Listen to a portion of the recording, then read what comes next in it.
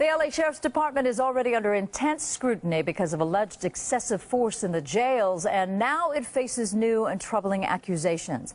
A claim has been filed alleging a deputy killed a suspect in cold blood. Sheriff's officials say the man had a gun. Investigative reporter Gina Silva spoke to an eyewitness to the shooting who says she's willing to testify that she saw the suspect begging for his life. It's a story you'll see only on Fox. It made me feel helpless.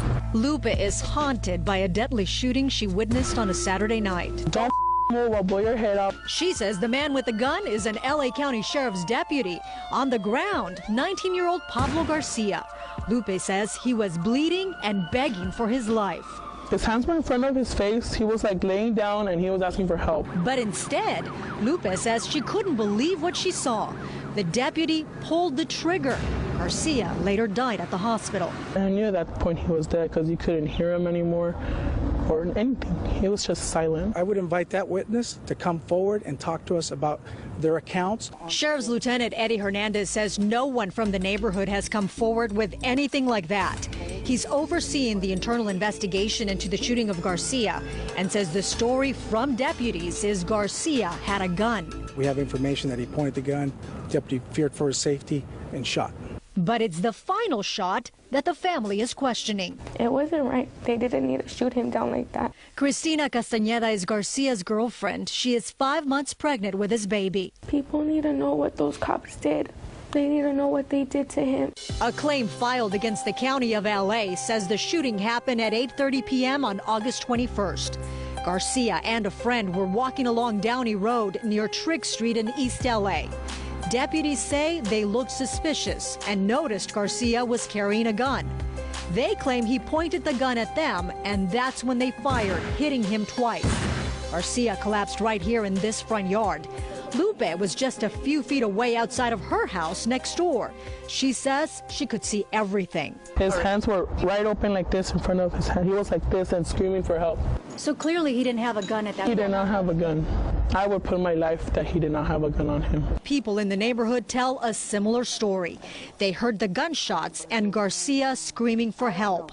One man who would not go on camera put it like this. I heard 3 shots and I heard the kid screaming 3 times right after every shot, and I was screaming for his life. After the shooting, after Garcia was killed, family members say deputies rushed over to this house where Garcia lived with his family, and they told everyone to get out of the house. 5 hours later, deputies got their search warrant. Family members say they rushed into Pablo's room. They came in here looking for a weapon. They searched everywhere, but they only left with a cell phone. Cecilia Garcia says it's very difficult to lose a son, especially under these circumstances. She says Pablo had been trying to turn his life around. He was attending UEI school in hopes of a career in criminal justice. But for most of his 19 years, he had led a troubled life. He got involved with gangs at 14, got arrested and spent time in jail. But the Garcia family attorney says Pablo's background has nothing to do with his killing. It's not relevant to what happened. He's on the ground. He's shot in cold blood.